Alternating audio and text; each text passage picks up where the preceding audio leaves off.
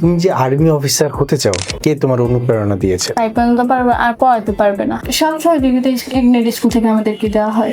পাশাপাশি তো অন্য স্কুল আছে, তোমার এই স্কুলটা কেন ভালো লাগছে? সবাই পড়ে, আবার ওই যে বিনামূল্যে পড়ায়, এই জন্য। আসসালামু আলাইকুম, আশা করি সবাই ভালো আছেন।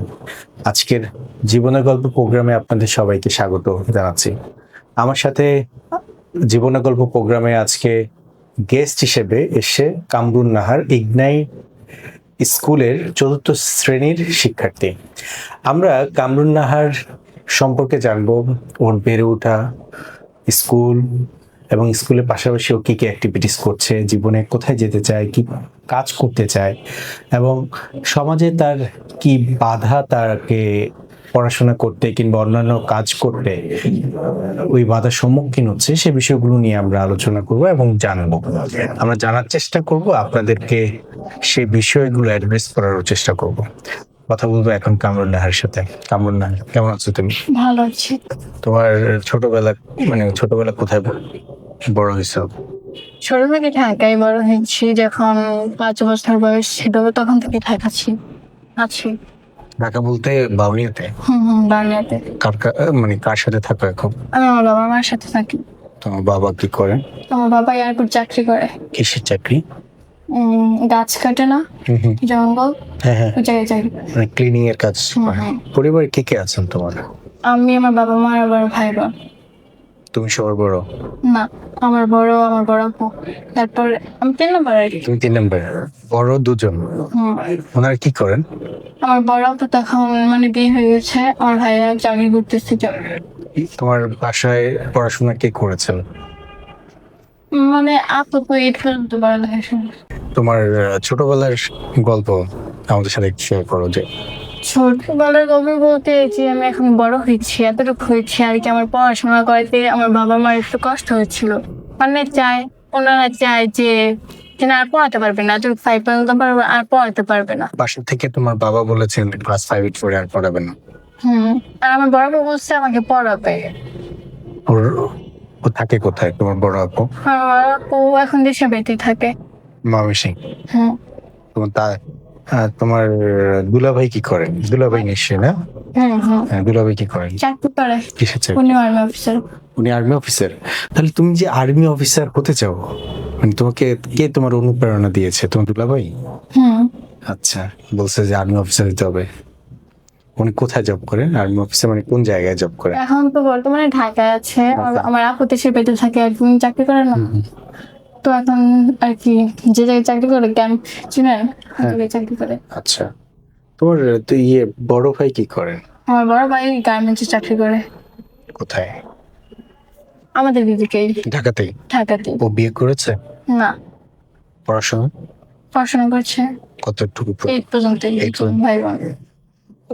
এরপরে ও 9, 10 এসএসসি পরীক্ষা দেওয়ার ইয়ে হয় নাই না? তোমার বাবা বলছে যে আমার বাবা আর কি ও নিজেই পড়াশোনা করতে চাইতো। বাসায় কে সবচেয়ে বেশি তোমাকে বলে যে না পড়ালেখা করতে হবে, বড় হইতে হবে? আমার বড় বোন। মা? আমার মা বলে, কিন্তু বাবা একটু আচ্ছা, তোমার বাবা বাসায় আসেন কখন? সকালে যায় 8টার দিকে আর আসে সন্ধ্যার দিকে। এরপরে বাবার সাথে তোমার কিরকম ইন্টারাকশন হয়? বাবার সাথে ভালোই।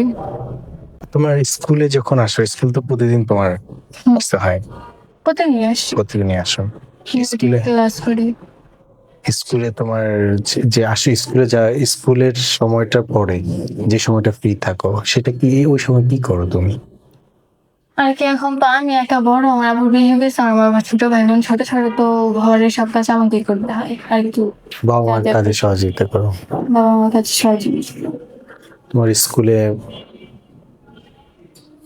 শিক্ষকদের সাথে সকল টিচাররাই তো তোমার ক্লাস নেন, তাই না? বাংলা, অঙ্ক, ইংরেজি বিভিন্ন সাবজেক্টে থাকে। কোন সাবজেক্টটা সবচেয়ে বেশি ভালো লাগে পড়তে? ইংলিশ পড়তে ভালো লাগে। তোমার ইংলিশ টিচার কে? অনিম স্যার। প্রিয় শিক্ষক কে তোমার? অনিম স্যার কেন?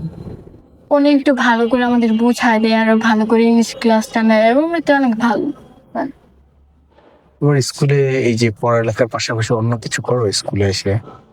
স্কুলে এসে অন্য কিছু বলতে আর কি ক্লাসরুম আর কি, পাশাপাশি ড্রয়িং করি আর অনেক কিছু করি। স্কুলে তোমার ইগনাইট স্কুল থেকে তোমাদের কি সহযোগিতা অথবা সাপোর্ট দেওয়া হয়? অনেক সাপোর্ট দিয়ে দেয় ধরতে গেলে, সব সহযোগিতা ইগনিট স্কুল থেকে আমাদেরকে দেওয়া হয়। আচ্ছা, আমি একটু প্রশ্ন তোমাকে করতে ভুলে গিয়েছি, সেটা হলো যে স্কুলে যে আসছো, ইগনাইট স্কুলে তুমি কোন ক্লাসে প্রথম ভর্তি হয়েছো? নার্সারি। নার্সারিতে। তার মানে হচ্ছে নার্সারি 1 2 3 4, অলমোস্ট এখন 5 বছর পড়তেছো এই স্কুলে, তাই না? হ্যাঁ, প্রথম কে তোমাকে স্কুলে নিয়ে আসছে এবং কার মাধ্যমে তোমার পরিবার জানতে পেরেছে যে ইগনাইট স্কুলে বিনামূল্যে পড়াচ্ছে? ওইটা আমার আপুই। তোমার আপু ওকে স্কুলে পড়ছে? না, মানে ডিউটি করার সময় আর কি চাকরি করতে তো বের আগে তো দেখতো যে স্কুলে অনেক স্টুডেন্ট পড়ে, পড়াশোনা ভালো, তারপর আমাকে ওই জায়গায় ভর্তি করেছে। তোমার ইগনাইট স্কুলে আর পাশাপাশি তো অন্য স্কুল আছে, হ্যাঁ, তোমার এই স্কুলটা কেন ভালো লাগছে? এই স্কুল সবাই পড়ে, আবার ওই যে বিনামূল্যে পড়ায় এই জন্য। কি ধরনের সমস্যা তোমার বাবা সম্মুখীন হন, পরিবারে কি ধরনের বিষয়গুলো তোমাকে খুব নাড়া দেয় যে এই বিষয়গুলো না হলেও হয়তো? যেমন আমার বাবার রোজ ওটাকে সবার সাথে তো অনেক কষ্ট হয়, আর এখন তো আমার ভাই বড় হইতেছে, ওর তো বিয়ে দেওয়া লাগবে, তো ওই যে ওই টাকাটা গুছায় রাখা লাগে যে বিয়ের জন্য খরচ করবে, আর এমনি সংসার চালাতে অনেক কষ্ট পায়। তোমার এই বিষয়গুলো দেখে তোমার কাছে কেমন লাগছে যে আমার পার্টিসিপেট করা, বড় হয়ে এই সমস্যাগুলো যদি না হয় আমার পরিবারে? বাট হচ্ছে ওখানে তো কোনো সমস্যা হয়নি, ফুলের সঙ্গে মেরে নিয়ে আসছিলাম, তখন অনেক ভালো লাগছে আমার পরিবারে যে এটা আমার মেয়ে পাইছে। তোমাকে প্রথম কে বলেছে যে কনগ্রাচুলেশনস? আমার ভাইয়া। আচ্ছা, আমরা আসলে লাস্টের দিকে চলে আসছি। তোমার সর্বোপরি তোমার পরিবারে কাকে সবচেয়ে বেশি ভালো লাগে এবং কে তোমাকে সবচেয়ে বেশি অনুপ্রাণিত করে সকল বিষয়ে? তুমি একটা ভুল করতেছো, তুমি তারপর বলতেছো যে না না কোনো সমস্যা নেই। যেমন আমার মা। তোমার মা? সবাই আমার জন্য দোয়া করবেন যাতে আমি বড় হয়ে আর্মি অফিসার হতে পারি। সবার সাপোর্ট আমার দরকার সবচেয়ে বেশি, আমার মা আর আমার আপুর ভাইয়া আমাকে সাপোর্ট করে। থ্যাংক ইউ সো মাচ কামনা, তুমি আসছো। আমরা তোমার জীবনের গল্প জানার চেষ্টা করেছি, তোমার যেই পরিবেশে তুমি বড় হচ্ছ, যেখান থেকে তুমি স্বপ্ন দেখো যে বড় হয়ে একজন আর্মি অফিসার। আমরা বিশ্বাস করি তুমি বড় হয়ে সত্যিকার অর্থে একজন আর্মি অফিসার হও, আমরা সেই প্রত্যাশা রাখছি। এবং আমরা আজকের জীবনের গল্প প্রোগ্রাম আমরা এখানে শেষ করছি। আপনারা সবাই দোয়া করবেন কামরুন নাহারের জন্য, যেন কামরুন নাহার বড় হয়ে একজন সেনা অফিসার হতে পারেন, দেশের কল্যাণে কাজ করতে পারেন এবং সামষ্টিক অর্থে যে সকল সমস্যার সম্মুখীন ও হচ্ছে, যে বিষয়গুলো দেখছে এবং সেই বিষয়গুলো নিয়েও যে স্বপ্ন দেখছে কাজ করার, সেই কাজ যেন সে করতে পারেন, সে প্রত্যাশা রেখে আপনাদের দোয়া কামনা করে আমরা আজকের প্রোগ্রাম এখানে শেষ করছি। সবাই ভালো থাকবেন, সুস্থ থাকবেন, আল্লাহ হাফিজ।